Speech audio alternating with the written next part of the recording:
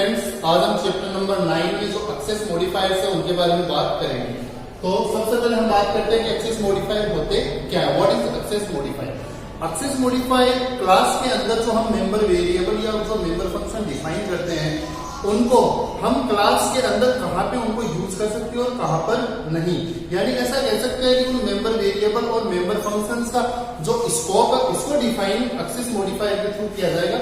उसके थ्रू हम access modifier के थ्रू ही हम उनका स्कोप जो होता है, उनका जो परिक्षेत्र होता है, उसको हम क्या कर सकते हैं, वो निर्धारित करते हैं। तो सबसे पहले हम बात करते हैं कि एक्सेस मॉडिफायर होते कितने टाइप के हैं। तो एक्सेस मॉडिफायर है वो आपके 3 प्रकार के होते हैं। 3 प्रकार में जो सबसे पहले हम बात करते हैं वो है पब्लिक एक्सेस मॉडिफायर। पब्लिक में क्या होता है कि क्लास के अंदर जो भी मेंबर हम पब्लिक सेक्शन में डिक्लेयर करते हैं उन मेंबर्स को हम क्लास के अंदर और साथ ही साथ क्लास के बाहर भी हम उन्हें एक्सेस कर सकते हैं। क्लास के बाहर उन्हें एक्सेस करने के लिए ऑब्जेक्ट की जरूरत होती है, क्योंकि आप ऑब्जेक्ट के थ्रू आप उन्हें क्लास के बाहर एक्सेस कर सकते हैं। क्लास के बाहर एक्सेस करने का मतलब है आप उन मेंबर को किसी फंक्शन में भी एक्सेस कर सकते हो और आप उन मेंबर को किसी दूसरी क्लास में भी इनहेरिट कर सकते हो। तो यहाँ हम पब्लिक जो हमारा एक्सेस मॉडिफायर है उसमें the public members are accessible outside the class, मतलब आप इनको क्लास के आउटसाइड में एक्सेस कर सकते हो। They are accessed through the object, वो किसके थ्रू एक्सेस होंगे, ऑब्जेक्ट के थ्रू ही एक्सेस होंगे। इन द क्लास, मतलब जिस क्लास के आप वो मेंबर वेरिएबल या मेंबर फंक्शंस को आप एक्सेस करो उसी क्लास का ही ऑब्जेक्ट बना के आप उन्हें एक्सेस कर सकते हो। Public members can also be inherited to the derived class, यानी पब्लिक मेंबर्स को आप एक क्लास से दूसरी क्लास में इनहेरिट कर सकते हैं। क्योंकि पब्लिक मेंबर है वो उनका स्कोप है या उनका जो मेंबर्स जो वेरिएबल हम डिक्लेयर करेंगे उनका जो एक्सेस मॉडिफायर है वो हमने पब्लिक डिफाइन किया है। इस वजह से वो क्लास के अंदर भी और क्लास के बाहर भी यूज होंगे। यदि आप उनको क्लास के बाहर यूज करते हो ठीक ऑब्जेक्ट के थ्रू, तो आपको ऑब्जेक्ट के साथ डॉट ऑपरेटर का यूज करना पड़ेगा, मतलब आप डॉट ऑपरेटर के थ्रू उनको एक्सेस कर सकते हो। उसके बाद हम बात करते हैं प्राइवेट मेंबर्स की। प्राइवेट मेंबर्स क्या होते हैं क्लास के जो भी प्राइवेट मेंबर होते हैं वो केवल क्लास के अंदर ही एक्सेस होते हैं, उन्हें हम क्लास के बाहर यूज नहीं कर सकते क्योंकि वो उस क्लास के प्राइवेट मेंबर होते हैं। फॉर एग्जाम्पल हम बात करें तो हमारी लाइफ में भी क्या होता है कि कुछ हमारी प्राइवेट प्रॉपर्टीज है जिनको केवल हम ही यूज कर सकते हैं, बाहर से कोई बंदा उसे यूज नहीं कर सकता। तो वैसे ही हम क्लास के अंदर जो भी प्राइवेट मेंबर बनाएंगे वो मेंबर क्लास के अंदर ही यूज होंगे, उन्हें क्लास के बाहर यूज नहीं कर सकते। ऐसा करने से क्या होगा, आपके जो प्रोग्रामिंग है उसमें सिक्योरिटी है, डाटा सिक्योरिटी है, वो इंक्रीज होती है।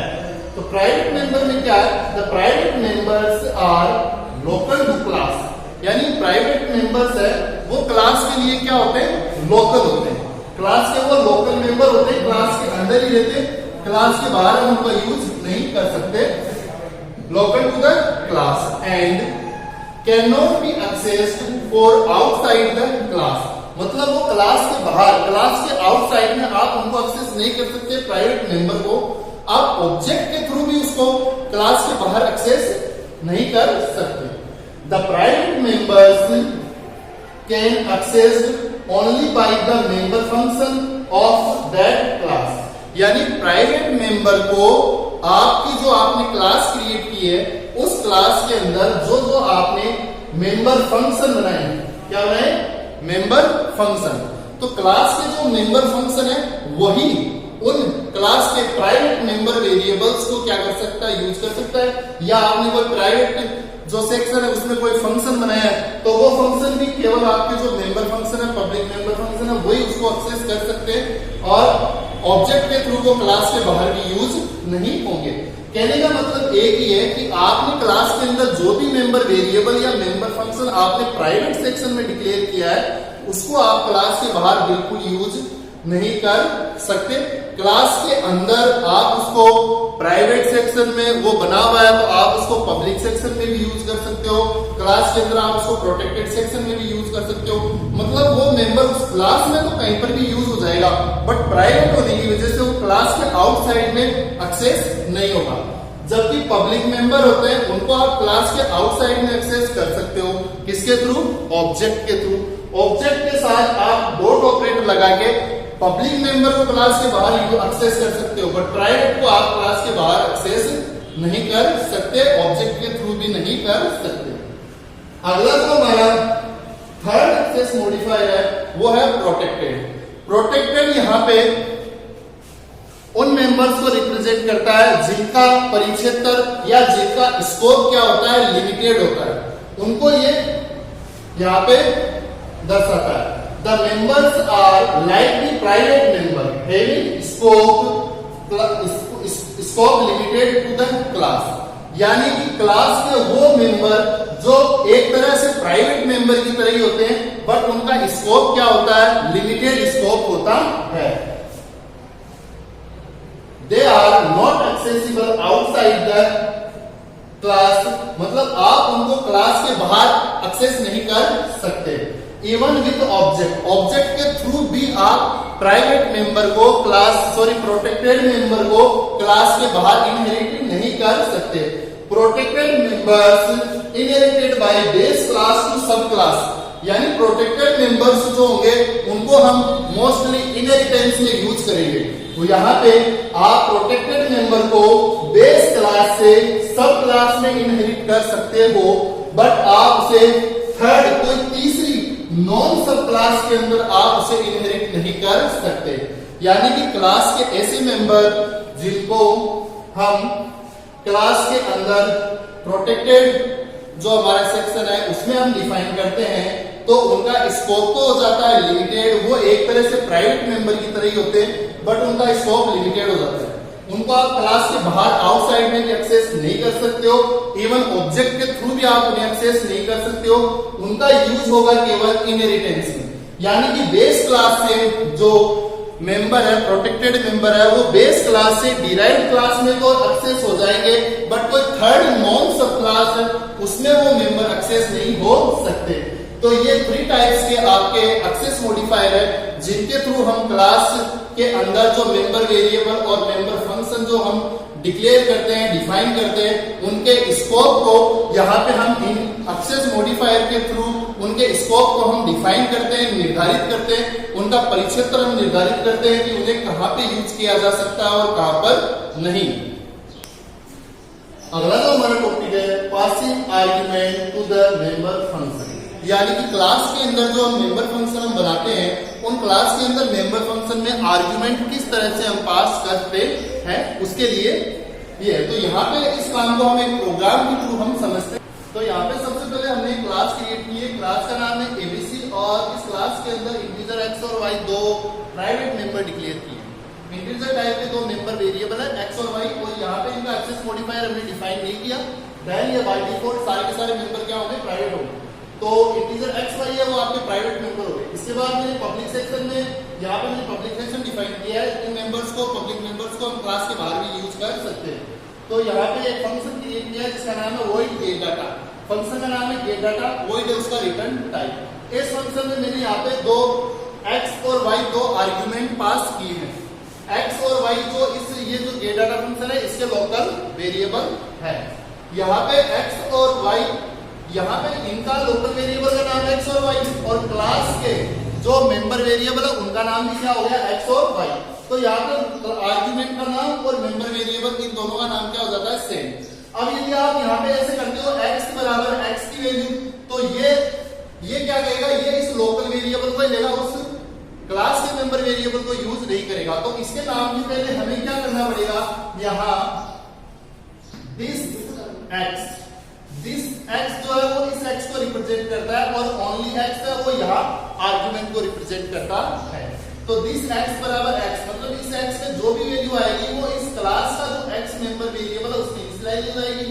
और इसी तरीके से दिस y बराबर y, तो यहाँ जो y जो आर्गुमेंट है y उसकी जो वैल्यू है वो क्लास का जो मेंबर वेरिएबल है y उसके अंदर इनिशियलाइज हो जाएगी। यह आपका वही गेट डाटा फंक्शन मैंने यहाँ पे क्रिएट किया। इसके बाद यहाँ पे हम void अगला जो फंक्शन बना रहे हैं उसका नाम है पुट डाटा। पुट डाटा जो फंक्शन है आपका उसके अंदर काउट के थ्रू मैंने यहाँ x बराबर x की वैल्यू को प्रिंट किया और काउट के थ्रू y बराबर y की वैल्यू को मैंने यहाँ पे प्रिंट किया और इस पुट डाटा फंक्शन को मैंने क्या किया क्लोज कर दिया। यहाँ पे इस क्लास को क्लोज किया और सेमीकोलन लगाया। इसके बाद यहाँ पे हम इसका मेन प्रोग्राम क्रिएट करते हैं void main। void main जो अपना है उसके अंदर इस क्लास को मेरे को यूज करना है। देन सबसे पहले इस क्लास का हमें ऑब्जेक्ट क्रिएट करना पड़ेगा। ऑब्जेक्ट क्रिएट करने के लिए सबसे पहले क्लास का नाम उसके बाद ऑब्जेक्ट का नाम। ऑब्जेक्ट का नाम आप अपने मन से कुछ भी डिफाइन कर सकते हो, ये यूजर डिफाइन होता है। तो यहाँ पे क्लास का नाम क्या आएगा एबीसी। ऑब्जेक्ट का नाम आप कुछ भी दे सकते हो, मैंने यहाँ पे ऑब्जेक्ट का नाम दे दिया ओबीजे। तो यहाँ पे मेरा एक ओबीजे नाम का ऑब्जेक्ट क्रिएट हो चुका है।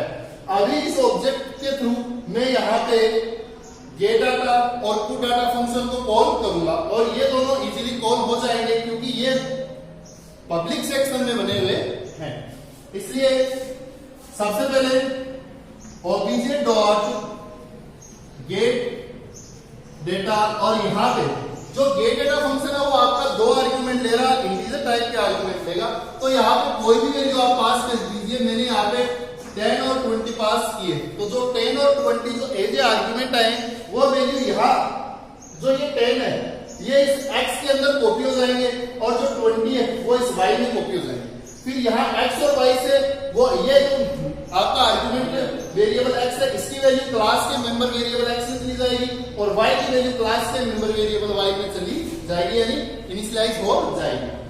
इसके बाद मैंने अगला obj डॉट पुट डेटा जो हमारा फंक्शन है मैंने उसको कॉल किया। obj dot put data function के थ्रू क्या होगा कि ये एग्जीक्यूट होगा। तो यहाँ x बराबर x की वैल्यू प्रिंट होगी और y इक्वल टू y। अब x और y की वैल्यू हमने गेट डाटा फंक्शन के थ्रू यहाँ क्लास के जो प्राइवेट मेंबर है वेरिएबल है x और y हमने दिए। तो x की वैल्यू आपकी कितनी हो चुकी थी 10 और जो y की वैल्यू वो होगी 20। तो जब आप इसको पुट डाटा फंक्शन चलेगा एग्जीक्यूट होगा तो ये फंक्शन क्या करेगा x और y की वैल्यू प्रिंट करेगा x equal to 10 y equal to 20। इसके बाद गेट ch लगा के गेट ch एक फंक्शन है जो कोई भी इनविजिबल कैरेक्टर इनपुट लेता है और इस मेन प्रोग्राम को हम यहाँ पे क्लोज करेंगे। तो इस प्रोग्राम के थ्रू हमने फंक्शन के अंदर आर्गुमेंट कैसे पास करते हैं वो हमने देखा है। यहाँ पे आपको आर्गुमेंट डिफाइन करने, यदि क्लास के मेंबर वेरिएबल और फंक्शन के आर्गुमेंट का नाम सेम होता है देन तो आप दिस का यूज करेंगे और यदि इनका नाम सेम नहीं है तो आपको दिस है वो वर्ड है वो लगाने की जरूरत नहीं है। किस तरीके से, मान लीजिए यहाँ x और y की जगह इनका नाम होता a और b होता तो आपको यहाँ दिस को हटा के और x और y में यहाँ a और क्या करना है b। तो इस a की वैल्यू किस में गई x में और b की वैल्यू किस में ट्रांसफर हो गई y में। बट जब यहाँ पे इनके नाम आर्गुमेंट के नाम और मेंबर वेरिएबल के नेम क्या हो जाए सेम हो जाए देन आपको दिस कीवर्ड यूज करना है। तो यहाँ पे हमने आर्गुमेंट कैसे पास करते हैं फंक्शन में वो हमने देखा। नेक्स्ट जो हमारा टॉपिक है वो है data static data members. Static data member क्या होता है कि जब आप क्लास में कोई भी वेरिएबल स्टैटिक डिक्लेयर कर देते हो तो वो जो वेरिएबल होता है उसकी केवल एक ही कॉपी क्रिएट होती है और जितने भी वेरिएबल उस क्लास के ऑब्जेक्ट बनते हैं वो सारे ऑब्जेक्ट उस एक कॉमन स्टैटिक वेरिएबल को यूज करते हैं। देखिए we create a member is a static. यदि आप कोई मेंबर स्टैटिक बनाते हो इट इनिशियलाइज टू 0, वो उसकी इनिशियल वैल्यू क्या हो जाएगी 0 when the first object of its class created. जब आपका उस क्लास का पहला ऑब्जेक्ट क्रिएट होता है उस समय वो जो स्टैटिक मेंबर वेरिएबल आपने डिक्लेयर किया है उसकी इनिशियल वैल्यू 0 हो जाएगी। All the objects are access a common static member variable. और जितने भी ऑब्जेक्ट उस क्लास के बनेंगे उन सभी के लिए वो जो वेरिएबल होगा वो क्या हो जाएगा कॉमन। देखिए मान लीजिए आपने ये एक स्टैटिक वेरिएबल बनाया ए, स्टैटिक इंटीजर ए नाम का आपने एक वेरिएबल क्रिएट किया है, किसी क्लास के अंदर आपने ये मेंबर वेरिएबल डिफाइन किया है। अब यदि आप उस क्लास के कितने भी ऑब्जेक्ट बनाओ, चाहे 2 ऑब्जेक्ट बनाओ, चाहे 10 ऑब्जेक्ट बनाओ, कितने भी ऑब्जेक्ट बनाओ, सभी ऑब्जेक्ट के लिए ये जो वेरिएबल है, स्टैटिक वेरिएबल है, ये क्या हो गया, कॉमन हो गया। यानी कि सारे वेरिएबल इसी को ही यूज करेंगे, सभी के लिए ये कॉमन मेमोरी होगी जिसको ये क्या करेंगे, यूज करेंगे। ऐसा नहीं है कि सबके पास अलग अलग अपना स्टैटिक वेरिएबल बन गया है। वैसे नॉर्मली क्या होता है, यदि हम नॉर्मल हम कोई भी मेंबर वेरिएबल डिक्लेयर करते हैं तो वहां हर ऑब्जेक्ट के पास अपने सेपरेट वेरिएबल बनते हैं। बट आपने जो स्टैटिक वेरिएबल बनाया है वो सभी ऑब्जेक्ट के बीच में कॉमन होगा। क्या होगा, कॉमन, और उसको सभी ऑब्जेक्ट क्या कर लेंगे, यूज कर लेंगे। आई होप आपको समझ में आया होगा। फिर भी यदि कोई आपके दिमाग में क्वेश्चन है तो कमेंट करके आप पूछ सकते हैं। Thanks for watching video.